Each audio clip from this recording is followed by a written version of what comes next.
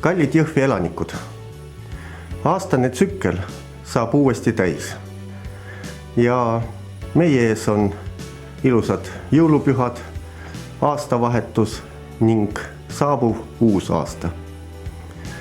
Üsna tihti mõeldes möödunud aastale või arutades tuleva aasta üle, me räägime sellest, et möödunud aasta oli raske, keeruline, aga uus aasta tuleb ilus ja helge. Ma ei suuda teile lubada, et uus aasta tuleb ilus ja helge. Tõepoolest, see aasta oli keeruline ja mitte ainult selle tõttu, et me saime üheskoos üsna palju asju ära tehtud. Uueks aastaks on meil uued suured plaanid ja see tähendab valla arengut. Aga see aasta meil eelkõige jääb meelde seoses koroonaviirusega ja seoses sellega, et me mõistsime, et inimene ei ole alati looduse kuningas. Üsna lihtsad asjad, kokkusaamised, suhtlemised on muutunud keerulisteks. Ja see on toonud meile väga palju teisi huvitavaid lahendusi, eelkõige digiajastuga seoses.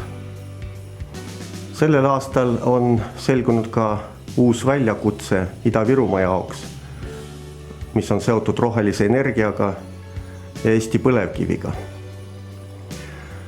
Aga vaadates tulevikku, ma tahaksin, et Jõhvi inimene oleks mõtlev inimene. Et me mõtleksime pikalt ette, 10-20 aastat, arutaksime selle üle, teeksime omad plaanid ja kindlasti ka nendele plaanidele korrektuurid. Aga vaataksime pikalt ette, et meie vald areneks, et noored pered jääksid siia ja laste kilkamine, laste rõõmud oleksid meie jaoks ilusaks lauluks.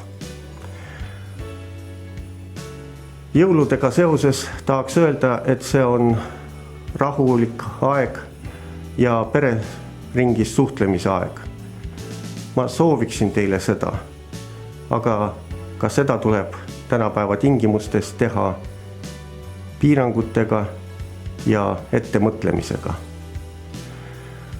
Ma sooviksin ka seda, et me oleksime hoolivad teineteise suhtes ja mitte ainult jõulude ajal või aastavahetusel, vaid kogu aeg.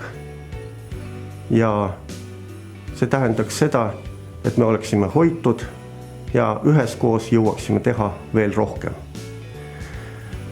Ma sooviksin teile, kallid Jõhvi inimesed, tervist, tööd ja energilisust.